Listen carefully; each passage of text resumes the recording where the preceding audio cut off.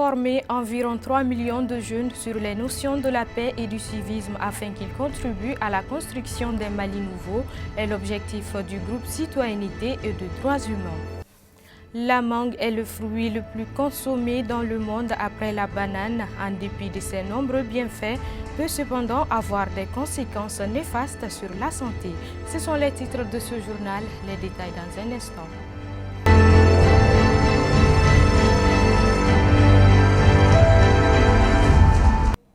Mesdames et messieurs, bonsoir et bienvenue dans ce journal. Comme je vous l'annonçais dans les titres, éduquer la jeunesse citoyenne malienne de demain à gérer les conflits par la non-violence et dialoguer dans le respect des différences est l'objectif du groupe Citoyenneté et de droits humains qui a procédé hier jeudi 11 mars au lancement de sa 3e année consécutive du programme d'éducation à la paix, au civisme et au vivre ensemble dans la salle Bazoumana Sissoko du Palais de la Culture. Plus de 3 millions de jeunes seront formés. Les détails avec Absetou Sissi et Ibrahim Assou. Au Mali, la jeunesse représente plus de 60% de la population active. Elle est moteur pour la transformation sociale en vue de la promotion de la citoyenneté, de la cohésion sociale et du vivre ensemble. C'est dans cette optique que le ministère de l'Éducation nationale accompagne ce programme d'éducation à la paix, au civisme et au vivre ensemble qui est à sa 3e année consécutive. Je crois qu'il y a lieu d'aider ces jeunes gens-là pour faire aboutir les objectifs qu'ils visent au sein de leur programme, de leur groupe, parce que c'est des objectifs qui participent à l'éducation de notre jeunesse. Et ce soir, dans cette salle, je suis très heureux de constater que le groupe cible, ceux qui sont en majorité présents, ce sont des scolaires.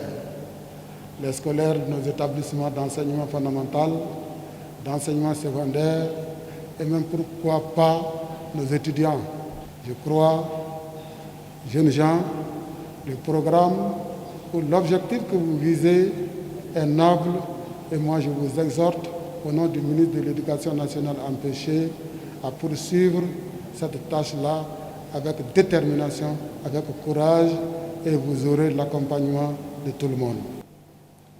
Honorables et distingués invités, la situation sociopolitique et démographique de notre pays fait de l'éducation nationale la priorité à long terme, en s'assurant que l'école, en tant qu'institution, transmette les valeurs de la vie en société, du civisme et de la culture de la paix, et éduquer les élèves citoyens maliens de demain à gérer les conflits par la non-violence et le dialogue dans le respect des différences. D'où la 3e année du programme d'éducation à la paix, au civisme et au vivre ensemble du groupe Santé et droits humains, en collaboration avec le ministère de l'Éducation nationale à travers la Direction nationale de l'enseignement fondamental. Ce programme s'étend sur 5 mois, mars-juillet 2021, dans le district de Bamako et les régions de Kaï, Koulikoro, Sikasso, Ségou, Mopti, Gao, Tombouctou et Kidal. Avec en bénéficiaire 3 millions de jeunes, dont 2 millions en milieu scolaire. Plus de 3 millions de jeunes vont bénéficier de cette formation initiée par le groupe Citoyenneté et droits humains en vue de contribuer à l'avènement de citoyens modernes pétris des valeurs de civisme qui participent aux efforts d'une paix durable pour bâtir un Mali nouveau, d'où leur objectif. Exactement, les objectifs, nous allons les atteindre. D'abord, nous avons 36 activités interscolaires et qui vont intéresser 2 millions de jeunes écoliers. Et également, il y a les tribunaux citoyens d'expression jeune qui va également intéresser quand même 1 million de jeunes et quand même dans les quartiers. Et donc, pour atteindre ces objectifs-là, nous avons les télépartenaires. Donc, c'est à travers un module que nous avons élaboré nous-mêmes, intitulé « Je suis citoyen » et adapté aux réalités socioculturelles du Mali. C'est à travers ces modules-là que nous sensibilisons, nous formons et nous informons toute cette jeunesse-là. Et ces activités sont enregistrées et diffusées sur nos télépartenaires. Donc même ces jeunes qui n'ont pas eu la chance d'être sur place peuvent quand même suivre ça sur ces télépartenaires-là. Au-delà de ça, nous avons créé un groupe WhatsApp qui est à l'intérieur de chaque académie, chaque CAP et chaque école. Donc quand même nous allons adhérer. Nous avons adhéré massivement tous ces jeunes-là. Et au jour d'aujourd'hui, nous avons même plus de 3 millions d'adhésions quand même autour de ces groupes WhatsApp-là qui vivent en temps réel et tout ce que nous faisons en termes d'activité. Oui, parce que nous avons vu que La jeunesse, c'est l'avenir de toute nation, et singulièrement le Mali. Et nous savons pertinemment que pour qu'il y ait un avenir quand même sain, il faut que la jeunesse s'implique.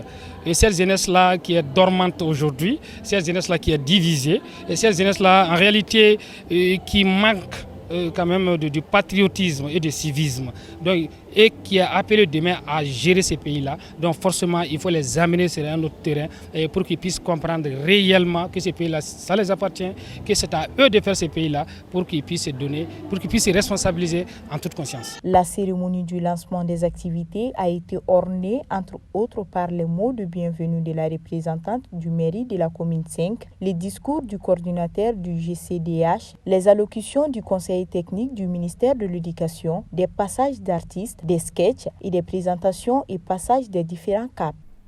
Le Mali est l'un des principaux producteurs de mangue en Afrique de l'Ouest. Il produit plus de 600 000 tonnes par an. Très riche en vitamines et en sels minéraux, la mangue est en ces temps-ci l'un des fruits les plus consommés. Reportage Fatoumata Doumbia et Ibrahim Assou.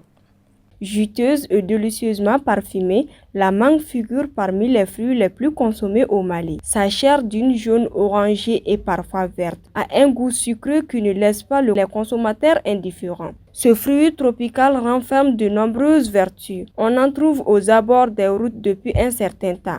En ce sens où la mangue contient des composantes chimiques telles que les polyphénols. La mangue contient des vitamines qui vont protéger l'organisme contre ce qu'on appelle le phénomène d'oxydation.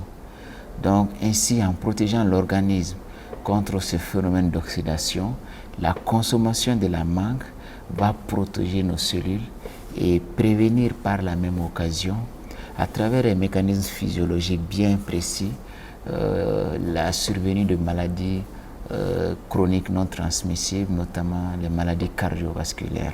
Cependant, certaines recherches scientifiques ont démontré que la consommation de cet aliment peut avoir des conséquences méfaites sur le système immunitaire. Les personnes diabétiques peuvent consommer la mangue sur recommandation médicale. Ceci est très important. Pourquoi je dis sur recommandation médicale? La mangue est très riche en polyphénol. La mangue contient la vitamine C, la vitamine E des familles de la vitamine B. Donc, tous ces éléments vont protéger les cellules. Certaines mangues mûres sont issues du manguier, par contre d'autres sont mûres grâce aux engrais chimiques. Les mangues que nous avons proviennent directement du manguier et de là-bas nous les prenons en tas de 4 à 5 à 500 francs pour ensuite les revendre en tas de 7 à 1000 francs CFA. Avec plusieurs milliards de variétés, la mangue offre une diversité peu connue de couleurs et de saveurs. Il note que la plupart des mangues qui sont sur le marché proviennent généralement du cercle des civils. Sport, élection ou nomination à la tête de la Confédération de football.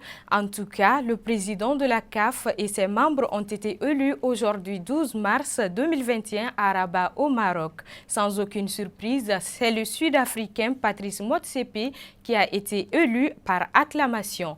Commentaire Sekou Diarra. Quand on veut abattre son chien, on l'accuse des rages. Est-ce le cas du Malgache Ahmad, l'ancien président de la CAF, qui est accusé de détournement de fonds et autres, donc qui n'était pas éligible pour se présenter? Le champ était donc libre au président de la FIFA de placer son candidat à la tête de la Confédération africaine de football, le Sud-Africain Patrice Motsepe. Même s'ils étaient au nombre de 4 à la course pour la présidence de la CAF, dans un premier temps, qui sont l'Ivoirien Jack Anouma, le Sénégalais Augustin Senghor, le Mauritanien Ahmed Yaya et le Sud-Africain Patrice Motsepe. Mais après une tournée africaine du patron du football mondial, les 3 autres se sont retirés de la course pour laisser le champ libre au Sud-Africain Patrice Motsepe, par une demande bien sûr de Gianni Infantino, patron du football mondial, en contrepartie des conseillers et vice-présidents du Sud-Africain. Aujourd'hui, sans surprise, Patrice Motsepe a été élu le nouveau président de la CAF par l'acclamation en présence du président de la FIFA, Gianni Infantino.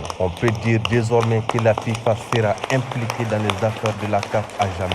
Une chose est sûre, c'est que la CAF n'est plus indépendante après cette élection. Le Mali était bien représenté à cette 43e assemblée de la CAF par le président de la Fédération malienne de football, Mamadou Touré, et quelques membres de son bureau. Le président de la FIFA Foot a été élu membre du conseil de la FIFA. Donc, désormais, le Mali a un représentant à la FIFA du nom de M. Mamadou Touré dit Bavier. Nous lui souhaitons bonne chance pour son élection, car c'est tout le Mali qui est honoré. Et nous prions pour qu'il défende beaucoup la cause du Mali à la FIFA. À présent, la page internationale commentée par Absetou Sissi.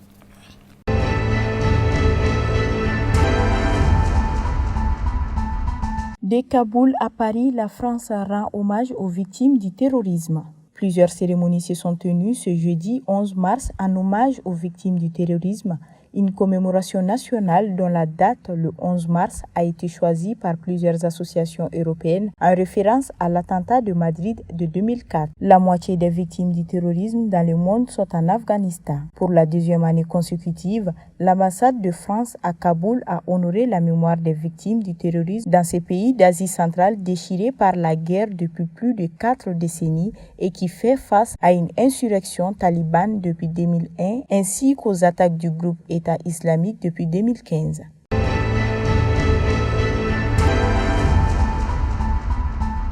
Sept pays européens suspendent l'utilisation d'un lot de vaccins AstraZeneca.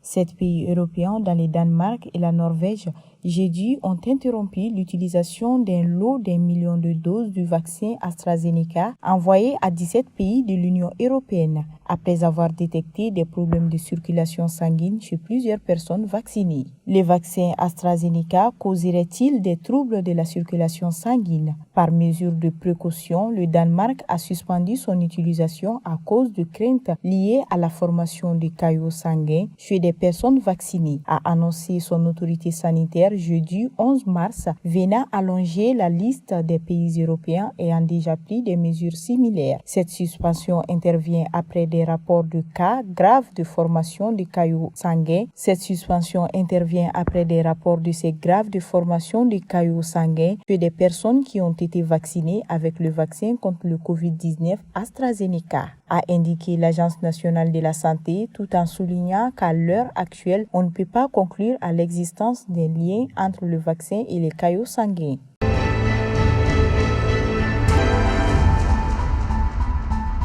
Covid-19, la Chine lance un passeport santé numérique. Pékin a lancé lundi pour ses citoyens un passeport numérique qui leur permettra de prouver leur statut sanitaire lors des voyages vers ou depuis l'étranger et pourrait contribuer à une ouverture accrue des frontières chinoises. Un système similaire sera présenté par la Commission européenne courant mars. La Chine a mis à disposition lundi 8 mars un passeport numérique certifiant le statut sanitaire des voyageurs, une initiative à l'étude aux États-Unis ainsi qu'en Europe. En Chine, les certificats de santé pour les voyages internationaux, application pour smartphone qui affiche et authentifie les données sanitaires des passagers, pourraient contribuer à une ouverture accrue des frontières. Pour l'instant, l'application n'est pas obligatoire et est réservée aux Chinois. Le chef de la diplomatie chinoise, Wang Yi, a déclaré que l'objectif du certificat était de parvenir à une vérification des informations sur les tests et la vaccination et de contribuer à une interaction sûre et méthodique des personnes.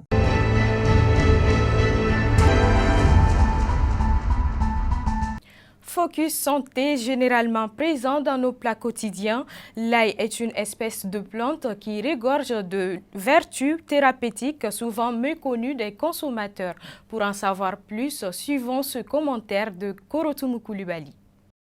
L'ail, ail commun ou ail cultivé, est une espèce de plante potagère vivace monocotylédone dont les bulbes à l'odeur et au goût fort sont souvent employés comme condiment en cuisine. L'ail contient de nombreux composés actifs qui apportent différents bénéfices pour la santé. On attribue à certains de ces composés plusieurs rôles. C'est le cas entre autres des composés sulfurés associés à la fois à la prévention du cancer et des maladies cardiovasculaires. Grâce à ces acides phénoliques, l'ail agit comme un antiseptique puissant du système digestif et de l'appareil respiratoire, infection du nez, de la gorge et des bronches. Son effet fluidifiant sur le sang, sa capacité à dissoudre les pays caillots freinerait l'évolution de l'artériosclérose. Par ailleurs, ce principe actif souffrait dilater les artères coronaires, contribuant à prévenir l'angine de poitrine, Il réduit le taux de cholestérol et apaise des troubles circulatoires comme l'hypertension. Hypoglycémie, l'ail est aussi un précieux complément alimentaire pour les diabétiques. Consommé régulièrement, il aiderait à prévenir le cancer de l'estomac, du côlon et du rectum et serait efficace contre les vers